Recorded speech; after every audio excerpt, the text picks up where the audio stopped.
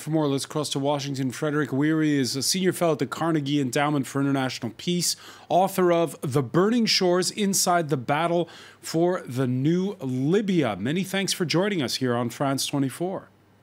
Great to be here. Thank you.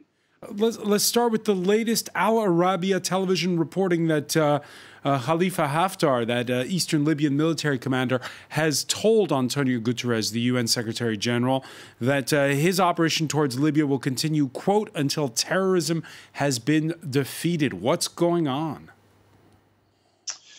Well, this has been a long-running theme of his, that he wants to cleanse the capital and Western Libya of terrorists. Now, what he really means is his political opponents.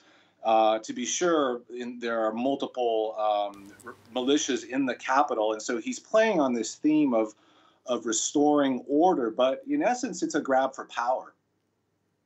A grab for power between players that have different backers. We saw this meeting that took place recently between Haftar and the prime minister of the Tobruk government, the internationally recognized one in the Emirates. Was there some kind of deal cut? What's going on? Well, he's been making threats to move on the West, on Tripoli, for quite a long time. He has foreign backers, the United Arab Emirates, Egypt, Russia, France. They each back him for their own reasons. The Gulf Arab monarchies back him because he's against political Islam. And so he's a useful ally for them. But what we're seeing is that he's really run up against fierce resistance. Run up against fierce resistance. They claim to have taken this village, though, that's 40 kilometers. That's from the capital, the closest they've come to Tripoli. What kind of reaction can we expect from the likes of, say, Turkey and Qatar, which back the other side? They did back the other side, especially during 2014, during the last round of fighting. But their allies in Libya, their local militias, have really disappeared from the scene. So it would be hard for me to see Turkey and Qatar stepping up the fight here. The resistance is coming from local Libyan militias on their own in Tripoli. Haftar was counting on buying them off or flipping them. That has not gone according to plan. Yeah, buying them off or flipping them. In the old days, when it was Muammar Gaddafi in charge, he bought the peace with the local clans. Haftar would need a lot more money, you say, to be able to do so? I think so. Well, it also he'd need more. I think more military forces. Military support. You have to remember that his entire so-called army is really a collection of militias that have signed on to him.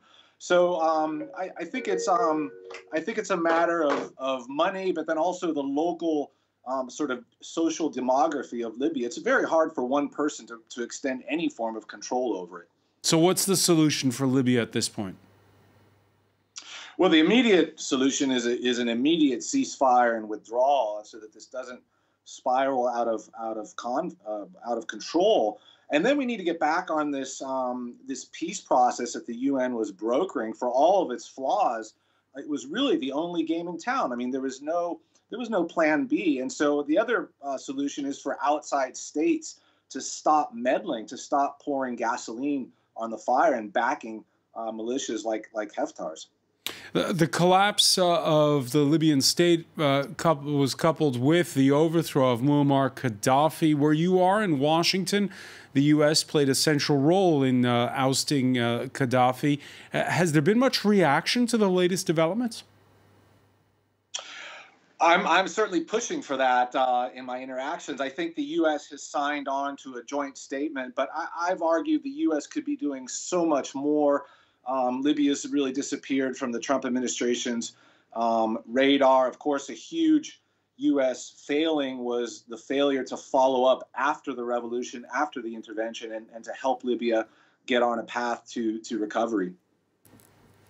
All right, Frederic Wehrey of the Carnegie Endowment for International Peace, author of The Burning Shores Inside the Battle for the New Libya. Many thanks for joining us from Washington. My pleasure. Thank you.